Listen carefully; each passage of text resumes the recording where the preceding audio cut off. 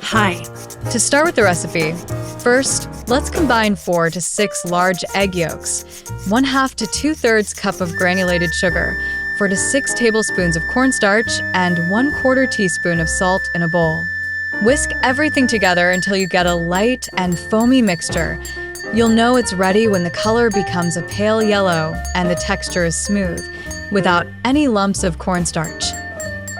In a medium saucepan, combine 1 cup of whole milk, 1 cup of whipping cream, and 2 teaspoons of vanilla extract. Heat this mixture over medium heat until you see small bubbles forming around the edges. This is called scalding, and it's crucial not to let it come to a full boil. You'll know it's at the perfect temperature when steam starts rising from the surface. Now comes a critical step. We need to gradually add the hot milk mixture into our egg mixture, and this requires patience. Pour it in slowly, about 1/4 cup at a time, while whisking constantly. This process is called tempering, and it prevents the eggs from scrambling. Keep whisking until all the hot liquid is incorporated. The mixture should be smooth and well combined.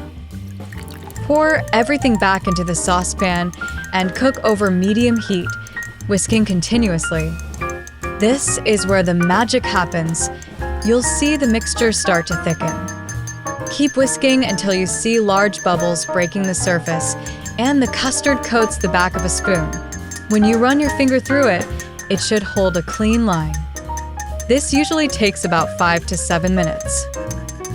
Take the pan off the heat and immediately stir in 2 to 4 tablespoons of unsalted butter. The residual heat will melt it perfectly, and it adds a beautiful shine and richness to our custard. Keep stirring until the butter is completely incorporated and you have a glossy, smooth mixture.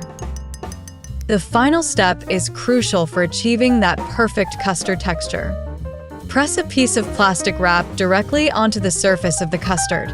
This prevents the skin from forming.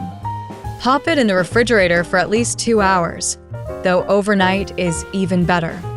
You'll know it's ready when it's completely chilled and has thickened to a pipeable consistency. And that's how you make this delicious recipe. If you enjoyed it, don't forget to subscribe to the channel for more recipes like this one. Bye.